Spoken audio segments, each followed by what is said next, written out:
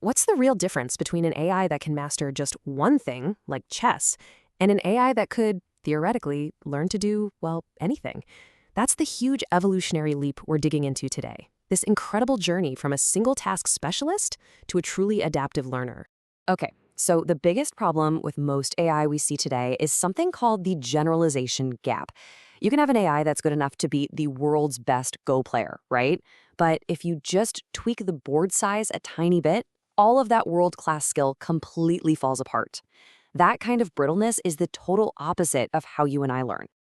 And this really shows you the core divide. On one side, you've got your specialist AI. It's like a chess grandmaster who can't even tell you what a stop sign is. But on the other side, that's the goal, a generalist AI. Think of a little kid. They can learn chess and how to ride a bike and start picking up a new language. One is incredibly powerful but stuck in its lane. The other is flexible, and that's where true intelligence lies. So, this leads us to the billion-dollar question that's been driving AI research for years. How do we actually bridge this gap? How do we stop making these single-purpose gadgets and start building an AI that can genuinely learn and adapt all by itself? Well, the answer wasn't just an upgrade, it was a completely different way of thinking.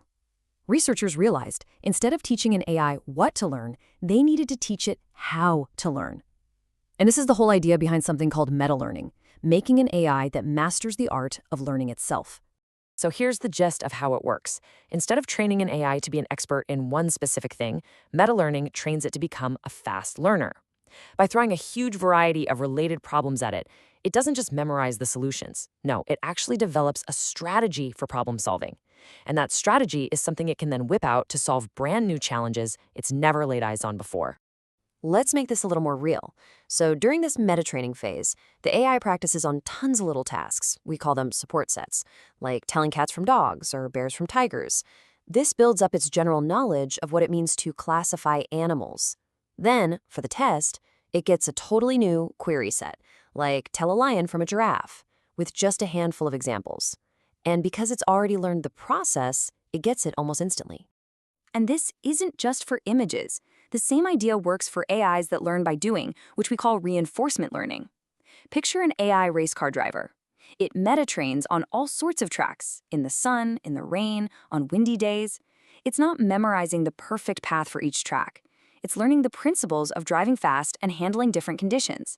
So when you drop it on a completely new track, it already has the fundamental skills to figure out the best way to win. Now, this whole learning to learn idea didn't just pop out of nowhere. It's actually the result of this rapid-fire series of breakthroughs in algorithms. So let's walk through this timeline, because it's fascinating to see how each new idea built on the last one, paving the road for the kind of adaptive AI we're seeing today. Just look at this. In only 5 years, we went from basically finding a good starting line to building a full-on generalist agent. Each one of these steps was a huge conceptual jump, so let's break them down and see what made each one so important. Our story really kicks off in 2017 with an idea that's, simple but also really profound. The question was, what if, instead of starting from scratch every time, we could find an initial setup that was already pretty close to the solution for a whole bunch of different problems? And that's the magic behind MAML, or Model Agnostic Meta-Learning. It was a huge shift. Instead of focusing on the training, it focused on the initialization. It finds this perfect base camp of settings that's just a short hike away from tons of different solutions. It was a massive step. But it had a catch. If the tasks get too different, too diverse, that one central base camp suddenly isn't so useful anymore. Okay, so MAML gives us a much better start. But what if the AI could actually adjust its strategy while it's doing the task, just by remembering what it did a moment ago? This brings us to the next big breakthrough, adding memory into the mix. And that's where RL squared came in. This algorithm essentially bolted on a short-term memory using something called a recurrent neural network, or an RNN. By remembering what it just did and what happened, the agent could tweak its strategy on the fly, inside of a single attempt. It was a clear step up for sure, but this kind of simple step-by-step memory just wasn't powerful enough for the really complex stuff. The next big leap in thinking was to make the AI more proactive. Instead of just kind of passively adapting to what's happening, what if the agent could actively try to figure out, okay, what exact problem am I trying to solve right now? This is where very bad enters the scene, and it shifted the game from just reacting to inferring. It basically turns the agent into a detective. It holds a belief about the task it's in, and every single action it takes is a chance to gather more clues and update that belief. This led to ridiculously fast adaptation, sometimes learning what to do in just one go. The trade-off, though, was that it could be a bit unstable.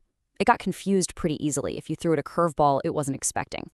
And then, something that was completely changing the world of AI language models came along and changed everything for meta-learning too.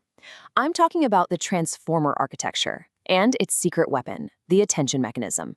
This just brought a whole new level of power to the table. Right, so the game changer with Tromo was its use of attention. See, an RNN processes its memory one step at a time, kind of like reading a book one word at a time. A transformer, on the other hand, can see its entire history all at once. The attention mechanism then cleverly zeroes in on the most important bits of past experience to decide what to do next. This created a memory that was way more powerful, way more flexible, and it led to this massive jump in performance across the board. Which brings us right up to the present, to the culmination of this whole timeline. It's a model from DeepMind that pulls together all of these breakthroughs, especially that powerful transformer-based memory, into one really impressive system. Let me introduce you to the Adaptive Agent, or ADA. This thing is a true generalist. It combines a long-range transformer for memory with this sophisticated planning system that lets it think ahead. And the goal here is nothing short of human-level adaptation. To really test it, ADA was put through its paces in Xland, which is this huge, complex virtual world designed to push its abilities to the absolute max. So, how on earth did they manage to scale this thing up to get such incredible results? Well, it wasn't just about building a bigger model, it was about training smarter, not just harder. Let's get into the secret sauce. Okay, there are two really clever techniques that made this all possible. First up is automated curriculum learning. Imagine having the perfect AI tutor that never gives you a problem that's boringly easy or impossibly hard. It always finds that perfect sweet spot to help you learn as fast as possible. That's exactly what this system does, automatically. And second, there's distillation. They first train a gigantic teacher model, and then they distill all of its wisdom into the smaller, more efficient student agent. It's kind of like a grandmaster just downloading decades of chess knowledge directly into an apprentice, giving them a massive head start. So, after this amazing 5-year journey, from finding better starting points all the way to these complex generalist agents, what does it all mean for the future of AI? Where are we headed? All right, let's wrap this up. We've watched AI evolve from a narrow specialist into something much more like an adaptive generalist. And the engine driving all of this is meta-learning, this powerful idea of learning how to learn.